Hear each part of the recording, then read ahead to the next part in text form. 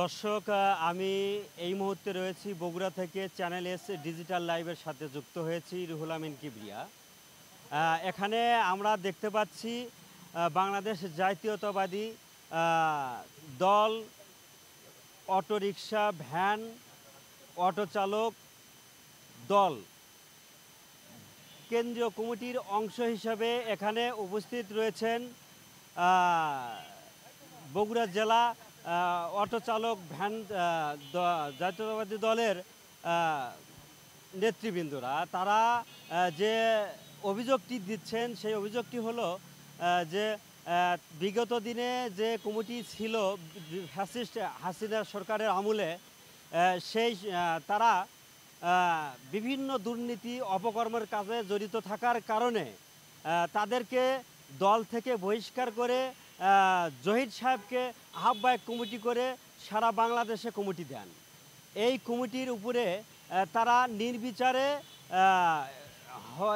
হত্যার উদ্দেশ্যে হামলা চালান এবং হত্যার উদ্দেশ্যে তাদেরকে মারপিট করেন। তারা এখন হাসপাতালে ভর্তি হয়েছে। তারই প্রতিবাদে বগুড়া জেলা জাতীয়তাবাদী অটো ভ্যান দলের অটো ভ্যান রিক্সা চালক দলের নেতৃবৃন্দ আপনাদের বিক্ষোভ, প্রতিবাদ সভা ও মানববন্ধন নিয়ে দাঁড়িয়েছেন। আমরা এই মুহূর্তে এখন কথা বলবো তাদের সঙ্গে, তারা আমাদেরকে কি জানান।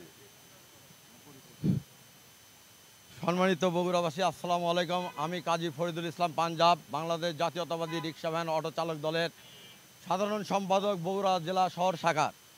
আমার সাথে উপস্থিত আছেন আমার জেলা কমিটির সাধারণ সম্পাদক হেলাল সরকার এবং আরও আমার শহর কমিটির আরও অনেক নেতৃবৃন্দ এখন আমার সাথে উপস্থিত আছেন।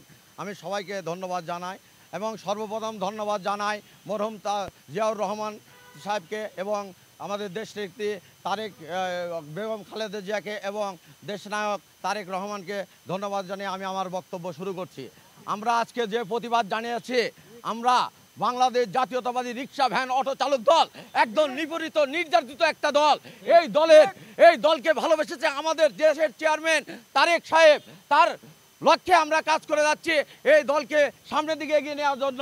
কিন্তু এমত অবস্থায় আমাদের কেন্দ্রের কার্যালয়ের সাবেক যারা সভাপতি, সেক্রেটারি এবং জয়েন্ট সেক্রেটারি ছিল, তারা বিভিন্ন ষড়যন্ত্রের মধ্যে লিপ্ত হয়েছে। তাদের ষড়যন্ত্র আমাদের কেন্দ্রীয় কমিটির নেতৃবৃন্দ ধরতে পেরেছে এবং ধরার পর তাদেরকে এই দল থেকে বহিষ্কার করেছে। যার পরে তারা বিক্ষুব্ধ হয়ে আমাদের সাবেক এবং বর্তমান যেসব নেতৃবৃন্দ আছে তাদের উপর হামলা চালায়, তাদের মৃত্যুর উদ্দেশ্যে হামলা চালায়।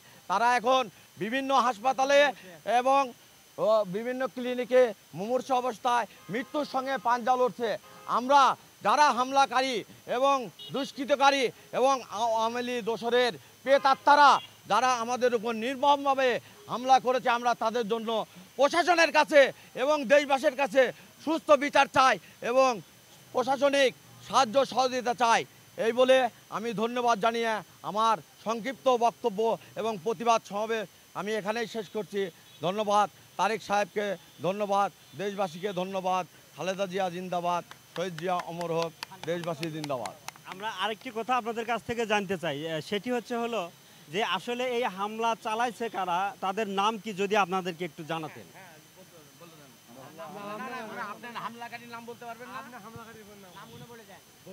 হামলাকারী মন্টু, তারপরে দক্ষিণ এবং উত্তরের সভাপতি আহ্বায়ক জাহিদ এবং জসিম সাহেব। জি, উনি আমাদেরকে যেটি জানালেন সেটি হলো বিগত দিনে যারা এই বাংলাদেশ জাতীয়তাবাদী রিক্সা ভ্যান ও অটো চালক দল কেন্দ্রীয় কমিটির অংশ ছিলেন, তারা বিভিন্নভাবে এই ফ্যাসিস্ট হাসিনা সরকারের আমলে আতাত করে চলেছেন, বিভিন্ন দুর্নীতি করেছেন। সেই কারণে তাদেরকে দল থেকে বহিষ্কার করে নতুন একটি আহ্বায়ক কমিটি জহির সাহেবকে দিয়ে সাজিয়েছেন। তারই আঙ্গিকে তারা এই কমিটি প্রকাশ করার জন্য বাংলাদেশ জাতীয়তাবাদী প্রেস ক্লাবের সামনে উপস্থিত হন। অমতো অবস্থায় তাদের উপরে নির্বিচারে সাবেক সাবেক কেন্দ্রীয় কমিটির সাবেক জাতীয়তাবাদী রিক্সা ভ্যান ও অটো চালক দলের যে আহ্বায়ক যুগ্ম আহ্বায়ক বা সেক্রেটারি ছিলেন মন্টু, মহানগর উত্তর দক্ষিণ আলমগীর হোসেন, জহির সাহেব সহ, হ্যাঁ, জসিম সহ তারা তাদের গুন্ডা পেটুয়া বাহিনী দিয়ে তাদের উপরে নির্বিচারে লাঠিচার্জ করেন। এমনকি তাদেরকে এমনভাবে মারধর করেন যে তারা এখন মৃত্যুর সঙ্গে পার হচ্ছে ঢাকার বিভিন্ন সরকারি বেসরকারি হাসপাতালে। Ruhul Amin Kibria, channel S, Bogura.